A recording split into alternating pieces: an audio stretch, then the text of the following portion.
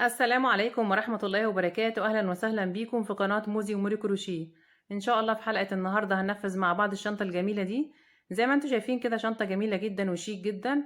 طريقتها سهلة جدا، إن شاء الله تنفذوها معايا بكل سهولة. هنشتغلها كلها بغرزة الحشو، وكمان عملية جدا زي ما شفتوا من جوه كده، واسعة فيها 3 جيوب كبار، يعني تاخد حاجات كتير. نفس الموديل ده كنا نفذناه مع بعض قبل كده على القناة من فترة حوالي سنة كده، بس كان بخيط المكرمية المصري. الشنطة الحمراء اللي صورتها على الشاشة قدامكم دي كان جميل جدا جدا، والوزن بتاعها خفيف كمان. النهاردة هننفذ نفس الموديل بناء على طلبكم بخيط الكليم المصري، بس هنضيف كده بعض الإضافات إن شاء الله يا رب تعجبكم، وإن شاء الله الشنطة كلها تعجبكم بإذن الله. أتمنى ربنا يوفقني والفيديو النهاردة يعجبكم وتستفادوا منه. لو عجبكم الفيديو اعملوا له لايك وشير، وقولوا لي رأيكم يا جماعة في التعليقات. رأيكم دايما بيساعدني وبيحفزني إن أنا أعمل فيديوهات جديدة وأعمل كمان موديلات جديدة معاكم. ولو اول مره تشوفوني ولسه ما اشتركتوش في القناه، طبعا يسعدني ويشرفني اشتراككم في القناه. فاشتركوا وفعلوا الجرس على الكل عشان يوصلكوا اشعار باي فيديو جديد انا بعمله. ودلوقتي هسيبكم على طول مع البيانات بتاعه الشنطه والمقاسات وكميه الخيط اللي احنا هنستخدمها، وبعد كده نروح على الشرح على طول ونشوف هنشتغل الشنطه ازاي.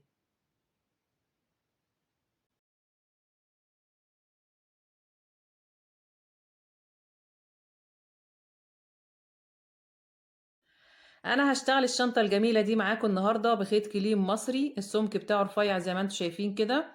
هشتغله بإبرة ألومنيوم رقم 5 مليمتر. تقدري تشتغليها نفس الموديل كده بأي نوع خيط مناسب للشنط، سواء كان خيط مكرمية أو خيط قيطان، خيط سلسلة، خيط كليم. بس أهم حاجة ما يكونش تقيل في الوزن عشان الشنطة ما تبقاش تقيلة معاكي. هبدأ أشتغل عدد من السلاسل يكون عدد فردي حسب المقاس اللي انت عايزاه. بسيب في بداية الخيط كده حوالي 10 سنتي أو 15 سنتي، وبعمل عقدة البداية بالطريقة دي كده. أنا هشتغل 21 سلسلة. ليه بشتغل عدد فردي؟ برضو عشان أقول لكم المعلومة دي، عشان لما أجي أركب القفل بتاع الشنطة زي ما احنا شايفين كده القفل بيبقى ليه 3 سنون، فلازم يبقى العدد فردي عشان أما أجي أركب القفل أركبه في النص بالظبط، يبقى عدد الغرز معايا مظبوط. هشتغل 21 سلسلة. بعد ما عملت عقدة البداية ببدأ كده بسم الله: 1 2 3 4 5. بكمل لحد ما اوصل ل21 سلسلة، ونرجع نشوف المقاسات مع بعض كام سنتي. انا كده اشتغلت 21 سلسلة، هنشوف مقاسهم كام سنتي بالمزورة. ال21 سلسلة مقاسهم 18 سنتي بالظبط. نخلي بالنا بعد ما نشتغل عليهم غرز حشو المقاس هيزيد معايا حوالي 2 سنتي. بعد كده برتفع سلسلة وبحسبها ارتفاع لغرز الحشو اللي انا هشتغلها، وهرجع على ال21 سلسلة اللي قبلها وهشتغل عليهم غرز حشو. بدخل كده في الحلقة الخلفية للسلسلة، بسحب الخيط، بقى معايا لفتين على الإبرة، بسحب وبطلع من اللفتين دي غرزة الحشو. بكمل على كل السلاسل.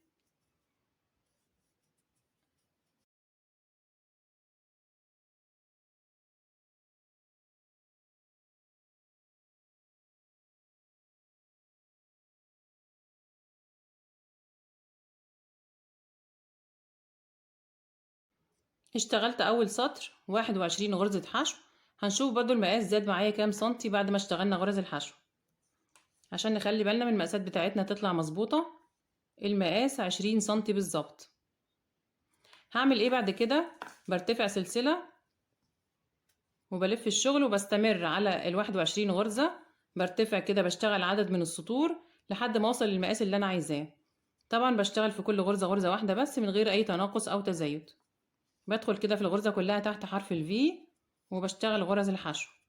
هستمر بنفس الطريقة لحد ما اوصل لاخر السطر. برتفع سلسلة وبشتغل السطر اللي بعديه، وبرتفع بعدد من السطور لحد ما اوصل للمقاس اللي انا عايزاه، ونرجع نشوف عدد السطور كام سطر ونشوف المقاسات مع بعض بالمزورة كام سنتي. انا كده اشتغلت 16 سطر من غرز الحشو على ال21 سلسلة اللي احنا بدأنا بيهم مع بعض لحد ما وصلت للمقاس اللي انا عايزاه. هجيب المزورة ونشوف المقاسات بتاعة القطعة دي كام سنتي. ارتفاع القطعة اللي انا اشتغلتها 17 سنتي بالظبط، والعرض زي ما شفنا قبل كده 20 سنتي بالظبط. هنعمل ايه بعد كده؟ هبدأ اشتغل على الثلاث اضلاع دول كده غرز حشو عشان اعمل الجناب بتاعة الجزء اللي انا بشتغله ده. بريح الحلقة دي شوية كده، من غير ما ارتفع سلاسل ولا حاجة، وبدخل تحت حرف الفي الاخير اللي هو بتاع اخر غرزة حشو، وبدخل كده وبسحب الخيط وبشتغل اول غرزة حشو. بعد كده بكمل على السطور كلها، بشتغل قصاد كل سطر انا اشتغلت غرزة حشو، بدخل في الخرم ده كده وبشتغل الغرزة التانية،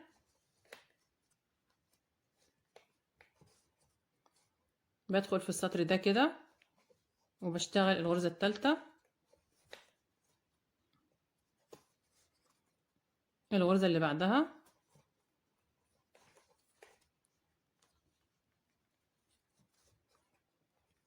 الغرزة اللي بعدها هنا،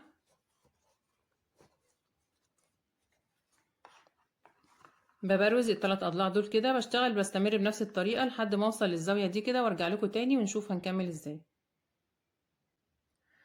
انا كده اشتغلت 16 غرزة حشو قصاد ال 16 سطر اللي انا اشتغلتهم، وصلت لسلسلة البداية. شايفين السلسلة بتاعت البداية اللي تحت دي بشتغل فيها غرزة حشو برضو واحدة، لان سلسلة البداية بحسبها من ضمن السطور. بدخل كده في اول غرزة هنا في سلسلة البداية وباخد طرف الخيط ده معايا.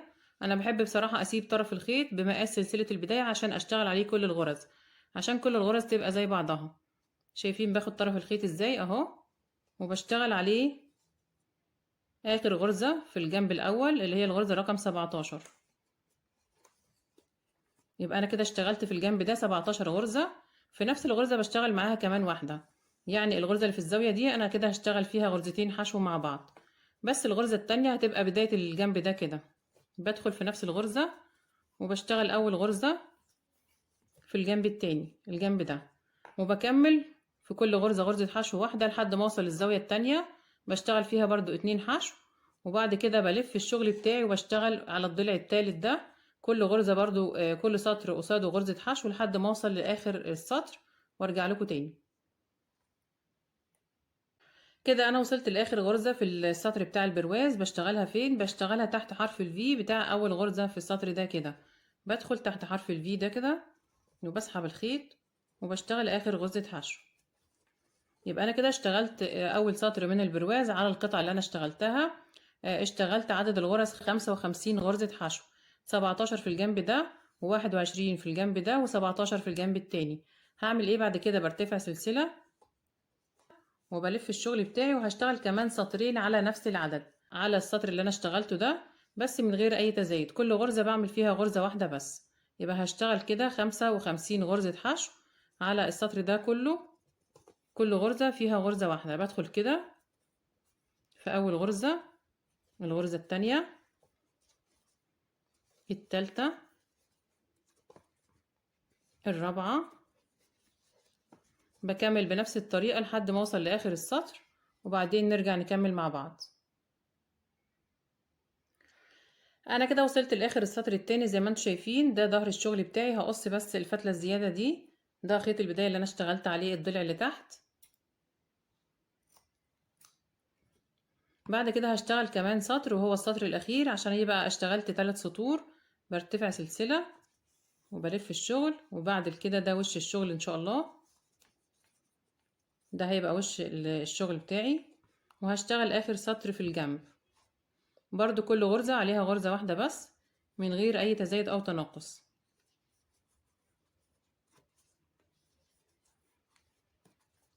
هكمل كده بشتغل غرز حشو على الثلاث جوانب دول لحد ما اوصل للجزء ده كده وارجع لكم تاني.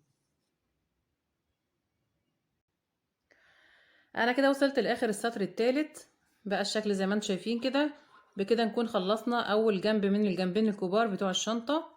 شكله زي ما انتم شايفين كده. اشتغلنا القطعة اللي احنا اشتغلناها الاول، وبعد كده اشتغلت عليها 3 سطور من غرز الحشو على ال55 غرزة كده على الثلاث اضلاع. بقى الشكل زي ما انتم شايفين كده. هعمل ايه بعد كده؟ هثبت الخيط، هقصه الاول، بقص الخيط وبسحبه من الحلقة اللي على الإبرة الأخيرة دي عشان أثبته، وبعد كده هنضفه بإبرة التنظيف داخل الشغل من جوه تحت غرز الحشو.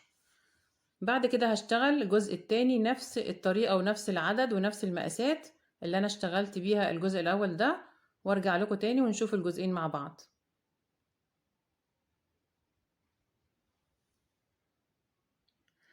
انا كده اشتغلت يا جماعه الجنب التاني زي ما انتم شايفين كده، زي الجنب الاول بالظبط اللي احنا اشتغلناه مع بعض اهو.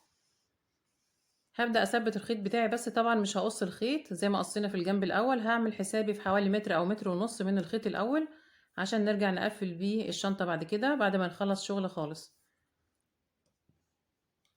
سبت كده مسافه من الخيط وبقص الخيط، وبرده هثبته بنفس الطريقه اللي ثبت بيها في الجنب الاول بالشكل ده كده. بسحب الخيط كده وبرجع اسحب الحلقة الاخيرة دي، بدخلها داخل اخر غرزة حشو عشان ما تبقاش عاملة عقدة عندي. بكده نكون خلصنا الجنبين الكبار بتوع الشنطة. هحطهم على جنب ونجيب الخيط والابرة ونرجع نشتغل الجيب مع بعض. هجيب الخيط وارجع لكم تاني. انا عايزة اشتغل الجيب بتاع الشنطة يكون المقاس بتاعه اصغر من القطعة اللي احنا اشتغلناها دي، القطعتين الكبار. فانا بشتغل بقلل غرزتين في العرض بتاع السلسلة بتاعة البداية، وبقلل في الارتفاع سطرين. يعني هشتغل 19 سلسلة بدل 21، وهشتغل 14 سطر ارتفاع بدل 16 سطر. بسيب مسافة في الخيط كده من البداية، وبعمل عقدة البداية وبشتغل 19 سلسلة. احنا بدأنا الجزئين الكبار ب21 سلسلة، في الجيب هبدأ ب19 سلسلة. بسم الله، 1 2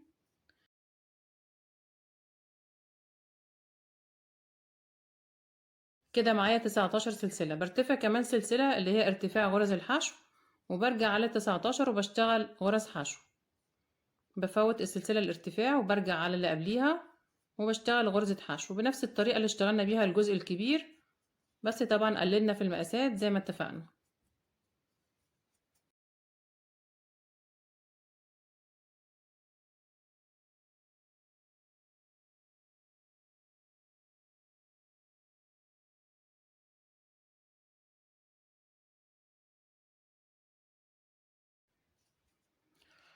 كده انا اشتغلت 19 غرزة حشو واشتغلت كده اول سطر. بعد كده هشتغل كمان 13 سطر على السطر ده عشان يبقوا 14 سطر، وارجع لكم تاني ونشوف برضو المقاسات مع بعض. كده انا اشتغلت 14 سطر من غرز الحشو على ال 19 سلسلة اللي احنا بدأنا بيهم. بقى الشكل زي ما انتم شايفين كده. هجيب المزورة برضو وهقول لكم القطعة بتاعة الجيب دي كام سنتي. الارتفاع بتاعها 15 سنتي بالظبط، والعرض 18 سنتي بالظبط. يبقى القطعة بتاعة الجيب قلت عن القطعة الكبيرة 2 سنتي في الطول و2 سنتي في العرض. هعمل ايه بعد كده؟ هشتغل برضو بنفس الطريقة. هشتغل برواز من غرز الحشو على الثلاث اضلاع دول، هشتغل 3 سطور من غرز الحشو نفس الطريقة اللي اشتغلنا بيها في الجزئين الكبار. بريح الحلقة دي شوية كده، وبدخل تحت حرف ال V بتاع الغرزة الأخيرة وبشتغل أول غرزة حشو. بكمل على كل الغرز، قصاد كل غرزة قصاد كل سطر أسفة بشتغل غرزة حشو.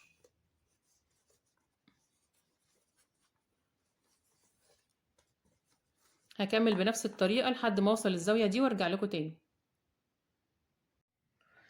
انا كده اشتغلت 14 غرزة حشو قصاد ال 14 سطر اللي انا اشتغلتهم. وصلت تحت عند سلسلة البداية اللي احنا بدأنا بيها، زي ما اتفقنا قبل كده بنحسبها سطر من ضمن السطور وبشتغل فيها غرزة حشو. يبقى انا كده اشتغلت في الجنب ده كده 15 غرزة حشو. في نفس الغرزة بشتغل معاها كمان غرزة اللي هي بداية الجنب التاني. يبقى انا كده في الزاوية دي، الغرزة اللي في الزاوية بشتغل فيها غرزتين حشو مع بعض.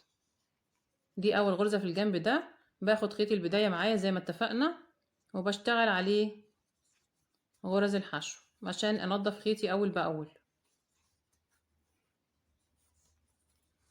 هستمر كده لحد ما اوصل للزاوية التانية وارجع لكم تاني. انا كده وصلت للزاوية التانية، هشتغل فيها غرزتين حشو مع بعض. 1 2. بعد كده بلف الشغل وهرجع على الجنب التاني ده بشتغل قصاد كل سطر غرزة واحدة لحد ما اوصل للاخر وارجع لكم تاني. وصلت كده لاخر غرزة في السطر هشتغلها معاكم. بشتغلها تحت اول غرزة في الجنب ده كده تحت حرف ال V. بدخل كده وبسحب الخيط وبشتغل اخر غرزة. كده انا اشتغلت اول سطر في البرواز بتاع الجيب على الثلاث اضلاع. اشتغلت هنا 15 غرزة وهنا 19 وهنا 15، يبقى كل الغرز عددها 49 غرزة حشو. بعد كده برتفع سلسلة وبلف الشغل بتاعي، وهشتغل كمان سطرين على نفس العدد عشان اعمل الجناب بتاعة الجيب.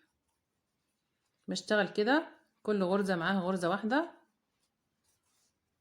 وبلف على الثلاث اضلاع وبرجع تاني بالسطر الثالث، وبعدين ارجع لكم تاني. كده انا وصلت لاخر غرزة في السطر الثالث من البرواز بتاع الجيب. زي ما قلت لكم اشتغلت 3 سطور من غرز الحشو، بقى شكله زي ما انتم شايفين كده. ده شكل القاعدة بتاعته وشكل الجيب من جوه. هبدأ اثبت الخيط بتاعي، بس قبل ما اثبت الخيط هقص الخيط، وهعمل حسابي في حوالي متر مثلا من الخيط عشان هخيط بيه برضو في التقفيل بتاع الشغل بتاعي. بعمل حسابي في خيط زيادة عشان الخيط ما يقصرش معايا. بقص كده وهثبت الخيط بنفس الطريقة. بسحب الخيط من اخر حلقة على الابرة بالشكل ده،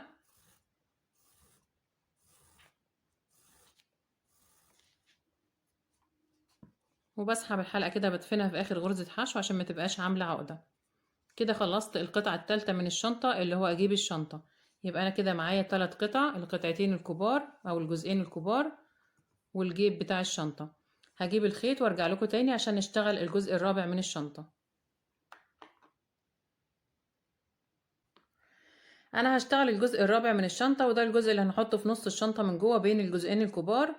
هشتغل 19 سلسلة بنفس عرض الجيب بالظبط، بس الارتفاع بتاعه هيكون نفس الارتفاع بتاع الجزئين الكبار اللي هما 16 سطر من غرز الحشو. بشتغل 19 سلسلة، 1 2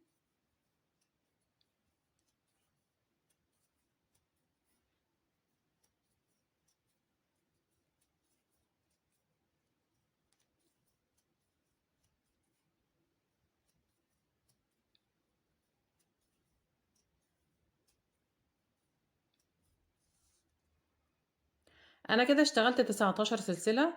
برتفع كمان سلسلة ارتفاع لغرز الحشو، وبرجع على 19 سلسلة وبشتغل غرز حشو نفس الطريقة اللي اشتغلنا بيها الثلاث اجزاء اللي قبل كده.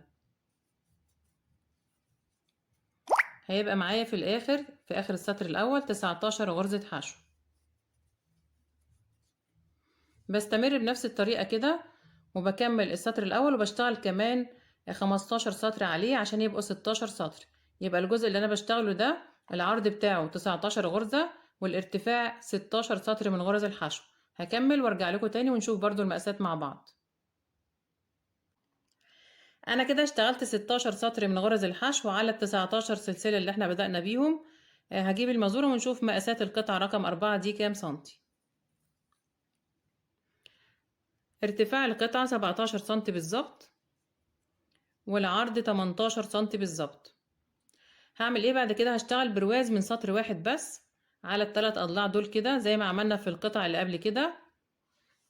كل غرزة عليها غرزة ما عدا الغرزتين اللي في الزاويتين، بشتغل في كل غرزة غرزتين حشو مع بعض بنفس الطريقة. بريح الحلقة دي شوية كده وبدخل تحت حرف الفي بتاع اخر غرزة في السطر الاخير وبشتغل اول غرزة حشو، وبكمل بقى على كل الغرز كده. كل سطر بشتغل قصاده غرزة حشو.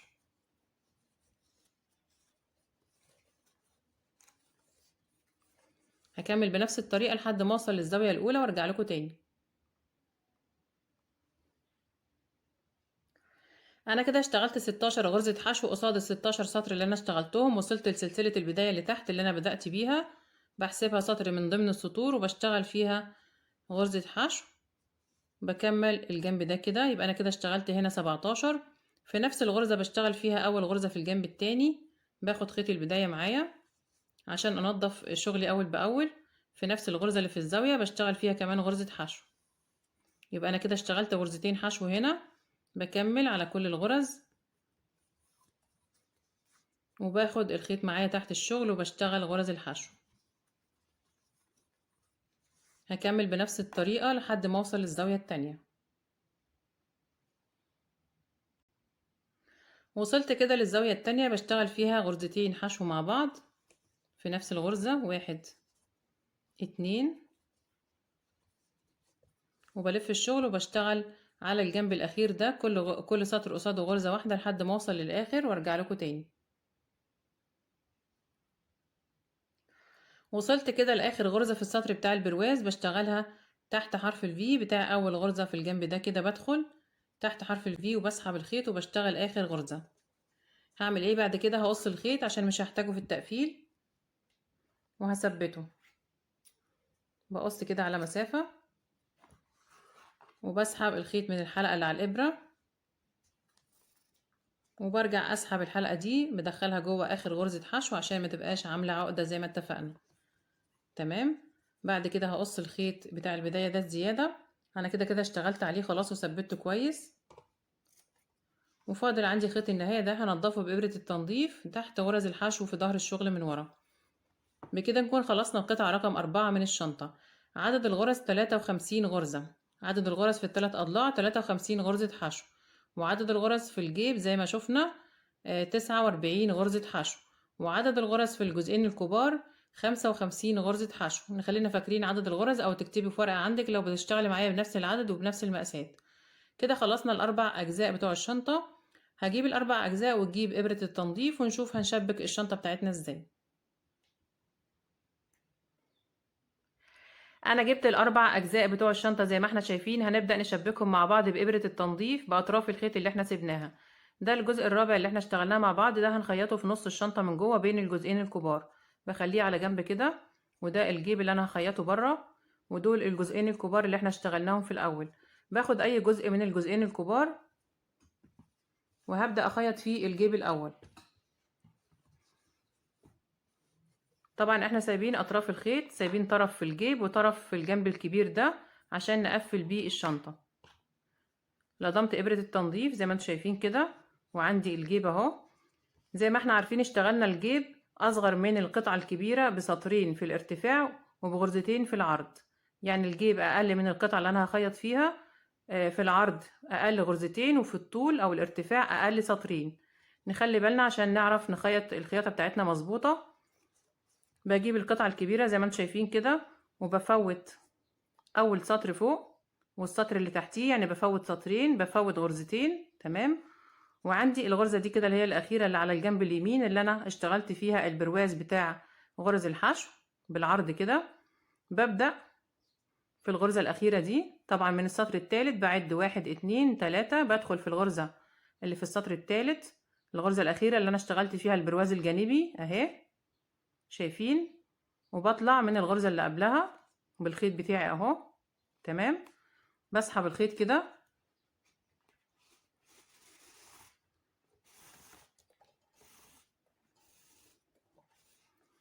وبعد كده بعديه في اول غرزة من الجيب اهي، بعديه من تحت حرف الفي. الابرة معايا اهي شايفين حرف الفي اللي اول غرزة اخر غرزة عندي او اول غرزة في الجيب، بعديه من تحت حرف الفي وبسحب كده. انا خيطت اول غرزة في الجيب من الجنب اليمين بالشكل ده كده، بعيد عليها مرتين عشان اثبتها اكتر. اول غرزة بعيد عليها مرتين، واخر غرزة لما نوصل للاخر برضو بعيد عليها مرتين. يبقى انا بدخل في الغرزة دي كده وبطلع من الغرزة اللي قبلها من جوه اهي، اتمنى تكون باينة في التصوير. وبعد كده بعدي تحت حرف الفي بتاع الغرزة اللي في الجيب وبسحب الخيط بتاعي. الطريقة سهلة جدا بس انتوا ركزوا معايا وان شاء الله تبقى سهلة جدا. كده خيطت اول غرزة، عدت عليها مرتين. بعمل ايه بعد كده؟ بدخل من هنا في اول غرزة تاني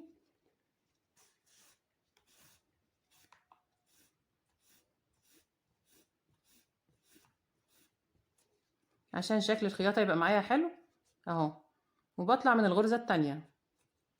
شايفين طلعت من الغرزة التانية اللي جوه، بعدي في الغرزة اللي في الجيب اهي تحت حرف الفي وبسحب الخيط بتاعي. وبعد كده بدخل في الغرزة الأولى في القطعة الكبيرة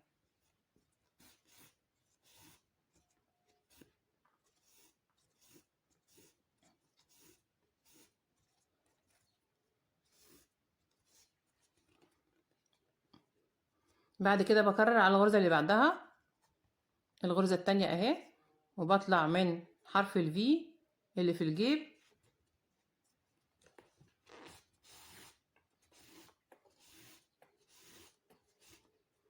بشد الخيط بتاعي بس ما بشدش جامد عشان الشغل ما يلمش معايا، وبدخل في الغرزة اللي في القطعة الكبيرة اللي قصادها بالظبط.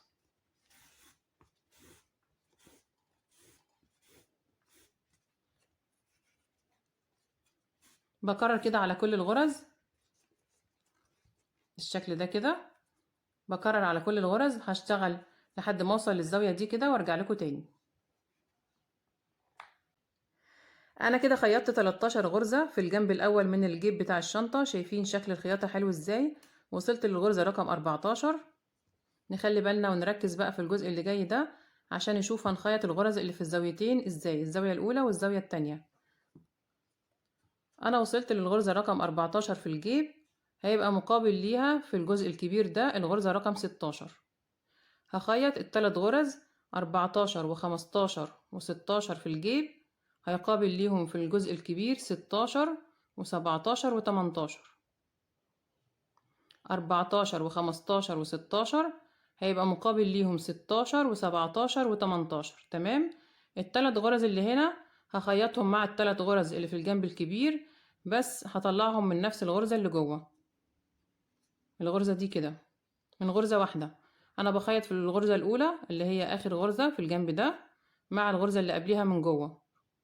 الثلاث غرز اللي هنا مع الثلاث غرز المقابلين ليهم هنا بطلعهم من نفس الغرزة اللي جوه. تمام، عشان دي في الزاوية. فانا بعمل ايه؟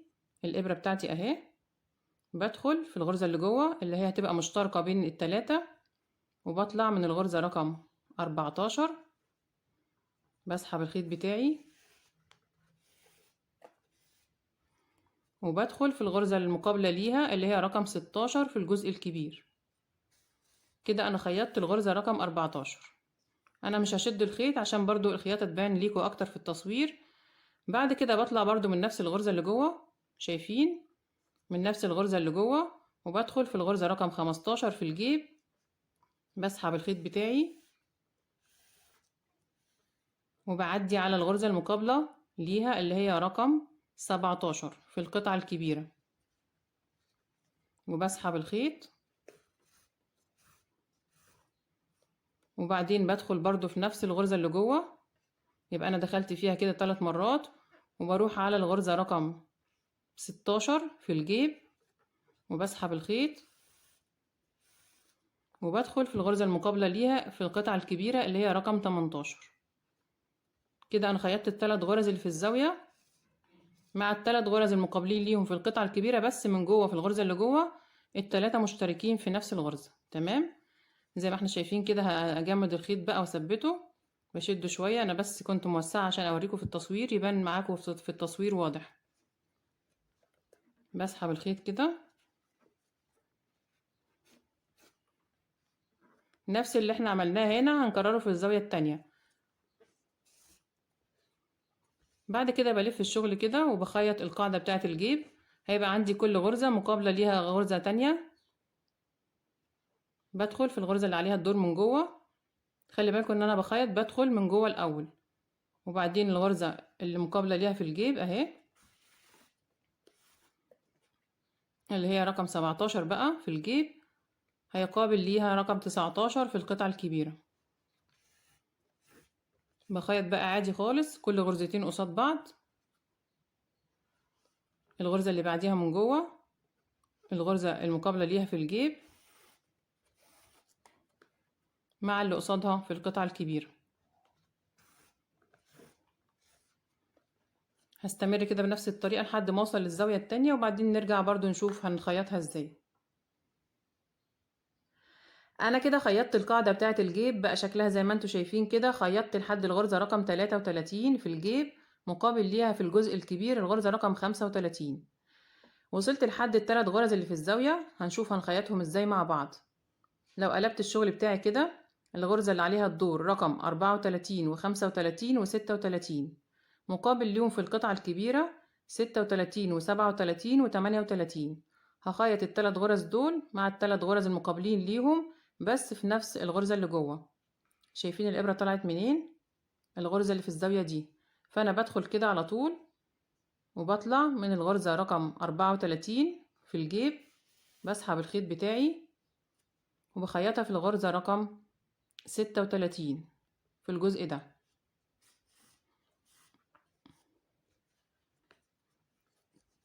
هوسع برضو الشغل شوية عشان يبان معانا في التصوير.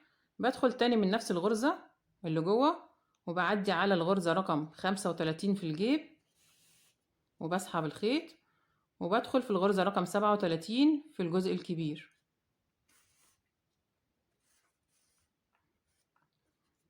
بعد كده بدخل من نفس الغرزة جوه برضو، نفس الغرزة جوه اهي، وبروح على الغرزة رقم 36 في الجيب مقابل ليها في القطعة الكبيرة الغرزة رقم 38 وبسحب الخيط كده. يبقى انا كده خيطت الثلاث غرز بنفس الطريقة اللي خيطنا بيها في الزاوية الاولى. هسحب الخيط عشان اثبته كويس بالشكل ده، وبعد كده بلف الشغل كده وبخيط الجنب التاني. انا لو عديت الغرز برضو من فوق كده لحد ما وصلت للزاوية هلاقي نفس العدد اللي انا اشتغلته في الجنب الاول، 13 غرزة في الجيب مقابل ليهم 15 غرزة في القطعة اللي تحت. فانا بسحب الخيط وبكمل بقى. هيبقى عندي كل غرزة مقابلة للغرزة اللي قصادها على طول. بدخل كده في الغرزة اللي عليها الدور وفي الغرزة رقم 37 في الجيب مقابل ليها الغرزة رقم 39 في القطعة الكبيرة. كده الغرز بتاعتي مظبوطة. بخيط بنفس الطريقة لحد ما اوصل للاخر وبعدين نرجع نكمل مع بعض. انا كده وصلت لاخر غرزة هشتغلها معاكم. بدخل في الغرزة اللي عليها الدور اللي هي اخر غرزة من تحت اهي، وبدخل في اخر غرزة من الجيب تحت حرف الفي. بسحب الخيط بتاعي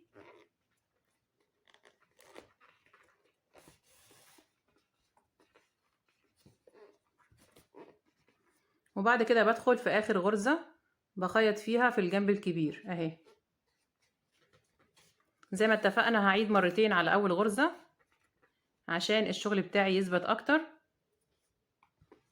بدخل تاني من جوه وبعدين بدخل تاني في اخر غرزة من الجيب وبسحب الخيط وبدخل في اخر غرزة في القطعة الكبيرة بخيط فيها. كده انا خلصت خياطة الجيب. بقى شكله زي ما انتم شايفين كده شكله جميل جدا اهو. شايفين شكل الخياطة من الثلاث اضلاع. بعد كده بنضف الخيط الزيادة ده بإبرة التنظيف داخل الشغل من جوه،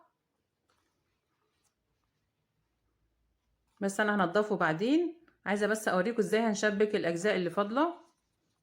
كده انا خلصت جزئين مع بعض اهو، الجيب وقطعة من الجزئين الكبار بالشكل ده. بعد كده بلضم الابرة في الخيط اللي عليه الدور ده بتاع القطعة الكبيرة، طرف الخيط اللي احنا سايبينه ده،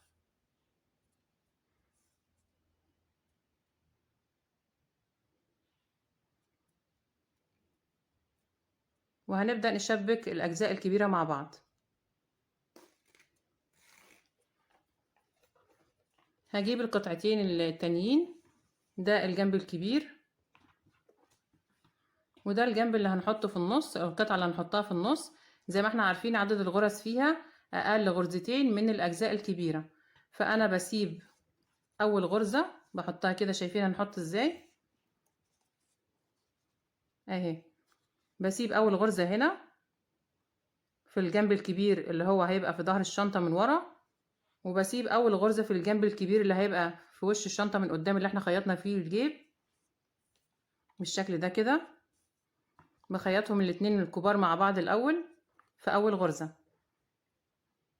اول غرزتين في الجنب في الجنبين الكبار بخيطهم مع بعض برضو مرتين. بثبت الخيط بتاعي كويس او بثبت الخياطة بعيد عليها مرتين، بعيد عليها كمان مرة.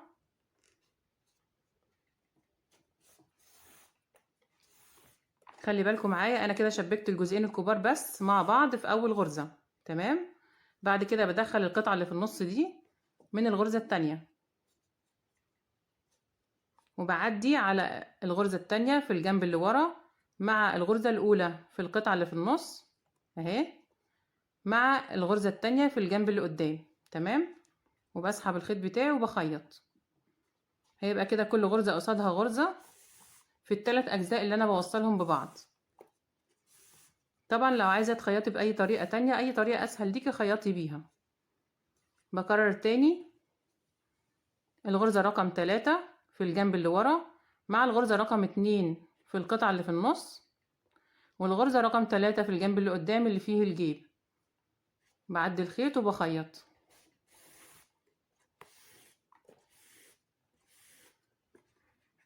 ده هيبقى شكل الخياطة. عايزة تخيطي كده من الجناب عشان ما تبقاش باينة معاكي ويبان معاكي بس اللي هي حرف الفي اللي هي راس الغرزة، مفيش مشكلة. بعد كده بدخل في الغرزة رقم 4 من الجنب اللي ورا مع الغرزة رقم 3 من الجنب اللي في النص أو القطعة اللي في النص، والغرزة رقم 4 في الجنب اللي قدام اللي فيه الجيب، وبسحب الخيط بتاعي. طريقة سهلة جدا مفيهاش أي صعوبة. بستمر بنفس الطريقة على كل الغرز، كل 3 غرز مع بعض قصاد بعض لحد ما اوصل لاخر الجنب ده كده، وبعدين نرجع نشوف هنكمل شغل ازاي. انا كده وصلت لاخر غرزتين في الخياطة في الجنب ده كده، وخيطتهم مع بعض وعدت عليهم مرتين زي ما اتفقنا. بقى الشكل زي ما انتم شايفين كده، ده شكل الخياطة. بعد كده هنعمل ايه؟ شايفين الجزء ده كده اللي هو بارز في الجنبين، عايزة اداريه بغرزة كده بالخيط بتاعي عشان يبقى شكل الخياطة عندي متناسق. بدخل كده وبسحب الخيط، ده مش تبع الغرز خالص، ده جزء بيبقى بارز كده في الغرزة بتاعة الحشو، وبعدي في الجنب التاني. شايفين ما عادش فيه عندي الجزء اللي كان بارز هنا في الغرز. وبعد كده بدخل الخيط جوه الشنطة من جوه في اي غرزة كده، وبنضفه بإبرة التنظيف في غرز الحشو من جوه. هحط كده الإبرة. شايفين ده شكل الخياطة بعد ما خلصنا، وده شكل القاعدة بتاعة الشنطة من تحت، ده الجنب اللي احنا بدأنا بيه، وده شكل الشنطة من جوه. شكلها جميل جدا وواسعة جدا زي ما انتم شايفين. طبعا انت لو عايزة تصغري الجيب وتشتغلي سطر واحد بس في الجناب بدل 3 سطور، انا اشتغلت 3 سطور في الجيب وفي الجنبين الكبار زي بعض بالظبط. لو عايزة تصغري عن كده وشايفاه واسع حسب ما انت عايزة. ده شكل الشنطة بعد ما قفلنا الجناب بتاعتها زي ما انتم شايفين كده. الخطوة اللي بعد كده هنعمل ايه؟ هنخيط القلاب او هنشتغل القلاب. هجيب الخيط والإبرة وارجع لكم تاني ونشوف هنشتغل القلاب بتاع الشنطة ازاي.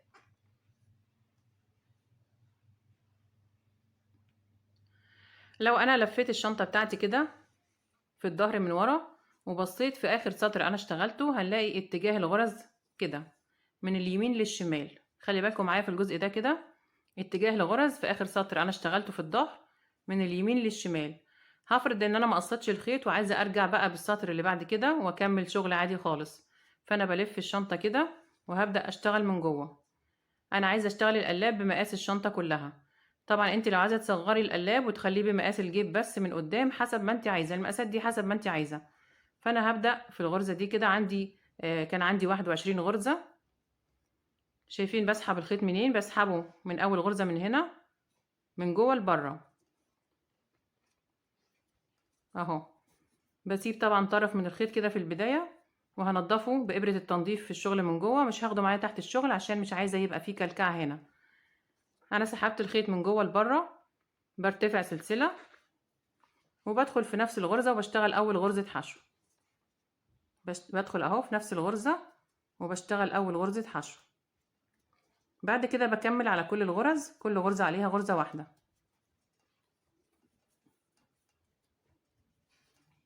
نشتغل كده غرز حشو لحد ما أوصل لآخر السطر. هكمل كده لحد ما أوصل لهنا وأرجع لكم تاني.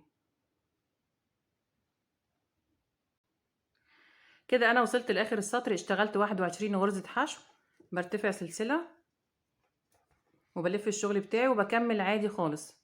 شايفين اتجاه الغرز كأني ما قصيتش الخيط عشان يبقى شكل الشغل متناسق كده. بكمل بقى لحد ما اوصل لطول القلاب اللي انا عايزاه. بدخل على طول في اول غرزة تحت الارتفاع وبشتغل اول غرزة حشو. الغرزة اللي بعدها اللي بعدها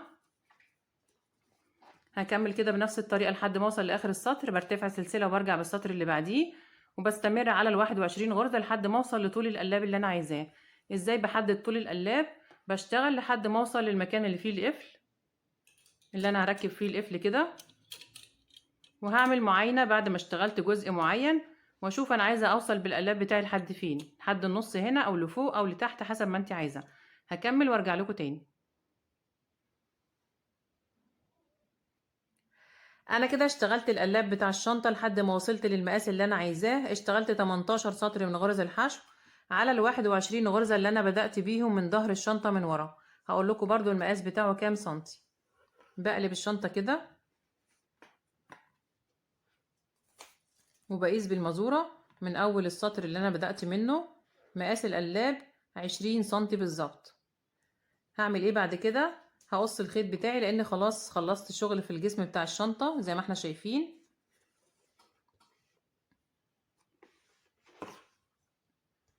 بقص الخيط وبثبته بنفس الطريقة اللي احنا ثبتنا بيها الأجزاء اللي قبل كده. بسحب طرف الخيط من آخر حلقة على الإبرة بالشكل ده كده، وبرجع أسحب الحلقة دي بدفنها في آخر غرزة حشو عشان ما تبقاش عاملة عقدة في الشغل بتاعي. بسحبها من تحت كده وبرجع أسحب الخيط تاني. بعد كده هنضف الخيط الزيادة ده بإبرة التنظيف في القلاب من جوه كده تحت غرز الحشو، بس هنضفه بعدين. دلوقتي هنركب القفل بتاع الشنطة.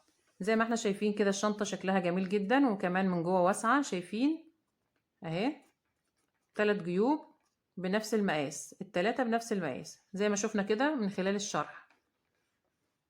هجيب القفل بتاع الشنطة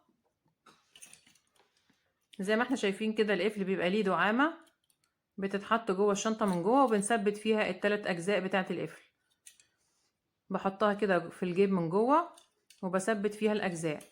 زي ما قلت لكم في بداية الفيديو خالص، بشتغل غرز فردية عشان القفل فيه 3 أجزاء دول كده، في واحدة منهم فردية لازم احطها في النص بالظبط. لو اشتغلت عدد زوجي ما بيظبطش معايا وانا بركب القفل. فانا بشيل الجزء ده كده وبعد الغرز بتاعتي وبعمل معاينة بالقلاب بتاع الشنطة، وبشوف انا عايزة احط القفل فين كده. وليكن هنا مثلا في الغرزة دي بعد الغرز بتاعتي وبدخل الغرزة الفردية دي، اسفة، الجزء الفردي ده في الغرزة اللي في النص بالظبط، وبثبت القفل بتاعي بالشكل ده، وبدخل الدعامة من جوه وبثبته كويس جدا بالبنسة. طبعا انا الخيط اللي انا اشتغلت بيه خيط رفيع، فانا هثبته ان شاء الله على الدعامة دي، مش هحتاج ان انا اعمل وصلات بالخيط. بس في بنات كتير بتسأل على طريقة تركيب القفل بتاع الشنطة في الشنط الكليم لما يكون الخيط سميك. الاجزاء بتاعه القفل دي ما بتوصلش جوه عند الدعامه. فانا هقول لكم برضو على الطريقه كده. بجيب اجزاء لو الخيط بتاعي سميك، بجيب فتله كده من الخيط اللي انا اشتغلت بيه بالشكل ده، وعندي ال3 اجزاء بتوع القفل بعمل 3 فتلات بنفس المقاس. وليكن كده المقاس ده مثلا كده، وببدأ بحط كده كل جزء من الاجزاء ال3 بحط فيه فتله وبتنيه كده بطبقه بالشكل ده. شايفين بطبقه كويس، وبروح على الجزء الثالث برضو بطبقه كويس اهو، اسفل الجزء التاني وبعدين الجزء الثالث بنفس الطريقة بالشكل ده كده. هبعد الشنطة شوية عشان يبان اكتر. بثبت الخيط او الفتلات في الاجزاء بتاعة القفل بالشكل ده تمام، وبحدد الغرز اللي انا هركب فيها، اللي انا كنت هدخل فيها الاجزاء بتاعة القفل بدخل فيها الفتلة نفسها. بسحب كده بإبرة الكروشيه داخل الشنطة من جوه، وبخيطه او بنضفه بإبرة التنظيف بعد ما بعقده جامد جدا عشان ما يفكش مع الاستعمال. تمام، دي طريقة تثبيت القفل اذا كان الخيط بتاع الكليم سميك والاجزاء بتاعة او السنون بتاعة القفل دي ما بتوصلش جوه. انا بالنسبة لي الخيط بتاعي رفيع وهتوصل جوه معايا ان شاء الله. فانا بفتحهم تاني كده وبحدد الغرز بتاعتي زي ما قلت لكم كده، وهثبت القفل كويس جدا على الدعامة بتاعته في الجيب من جوه. ده بالنسبة للقطعة اللي تحت. بالنسبة للي فوق باجي برضو بعد الغرز وبفتح السنون دي كده بالشكل ده، بفتحها بمقاس السطر الاخير ده او الغرز بتاعتي، وبعد الغرز عندي 21 غرزة، وبحطه في النص كده وبركبه. بعد كده 1 2 3 4 5 6 7 8، 1 2 3 4 5 6 7 8. بجيبه شوية كده وبضغط عليه كويس، خلاص هو اتركب معايا اهو زي ما انتم شايفين كده. فانا هثبت القفل بالشكل ده كده، شكلها جميل جدا. طبعا عندي الحلقات سهلة الفتح، عندي الحلقتين الكبار هحطهم في الجنب. بتحددي برضو القلاب بتاع الشنطة حسب ما انت عايزة تضمي الشنطة كده، بتضمي الاجزاء دي وبتركبي الحلقات، او بتسيبيها مفتوحة برضو بتركبي الحلقات. كل ده بيرجع حسب ما انت عايزة. فانا هركب القفل كويس جدا واثبته، وبعدين نرجع نشوف هنركب الحلقات ازاي وهنعمل ايد الشنطة ازاي. هخلص وارجع لكم تاني. انا كده خلاص يا جماعة ركبت القفل في الشنطة وثبته كويس، بقى شكل زي ما انتم شايفين كده، شكله جميل جدا. والشنطة كمان بقى شكلها اجمل بعد ما ركبنا القفل فيها. ده شكلها من الجنبين، الجنب التاني، وشكلها من القاعدة من تحت. واشتغلت كمان ايد الشنطة زي ما انتم شايفين، اشتغلت الايد الصغيرة هركبها في القلاب من فوق، وحطيت فيها حلقتين صغيرين سهلة الفتح. واشتغلت جزء من الايد الطويلة او الدراع الكروس بالخيط. الجزء اللي فضل مني من الخيط، الشنطة اخدت حوالي 650 جرام، فاضل جزء صغير فعملت بيه الجزء ده كده في الدراع الكروس اللي هيبقى طويل. زي ما انتم شايفين اشتغلت الايد بغرزة حبل الليسير روماني، غرزة جميلة جدا بحب اشتغل بيها اياد الشنط، وطريقتها كمان سهلة جدا جدا. اشتغلت الايد دي على 3 فتلات عشان تبقى سميكة وناشفة كده، واشتغلت الجزء ده على فتلتين بس. لو حابين تعرفوا طريقة عمل ايد الشنطة دي هسيب لكم الفيديو بتاعها في صندوق الوصف تحت الفيديو ده. ولو بصيتوا قدامك على الشاشة من فوق في الشريط الابيض في علامة الاي دلوقتي هتلاقي مكتوب طريقة عمل ايد الشنطة، هتضغطي عليها هيدخلك على طول على الفيديو بتاع طريقة عمل ايد الشنطة دي، الفيديو الخاص بحبل الليسير الروماني. كل ما يخص حبل الليسير الروماني، ازاي تشتغليه بفتلة واحدة، وازاي تشتغليه على فتلتين، وازاي تعرضيه بغرزة منزلقة او غرزة حشو، وازاي تشتغليه على الحلقات او على الشنطة مباشرة. هنبدأ نركب الايادي دي كده.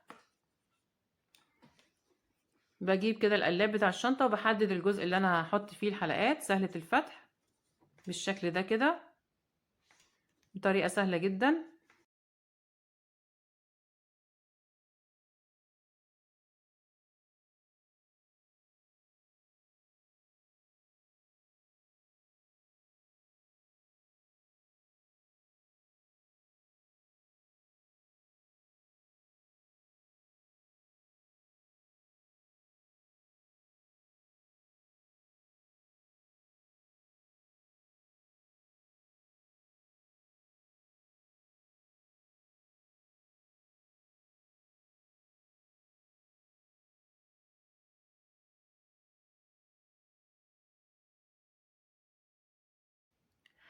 بكده نكون خلصنا الشنطة بتاعتنا وخلصنا حلقة النهاردة. اتمنى يا رب تكون الشنطة عجبتكم وتكونوا استفدتوا من الفيديو. لو عجبكم الفيديو واستفدتوا منه اعملوا له لايك وشير، وقولوا لي رأيكم في التعليقات. ولو لسه ما اشتركتوش في القناة اشتركوا وفعلوا الجرس على الكل عشان يوصلكوا اشعار بأي فيديو جديد انا بعمله. وان شاء الله نتقابل في الفيديو اللي جاي، وشكرا ليكم والسلام عليكم ورحمة الله.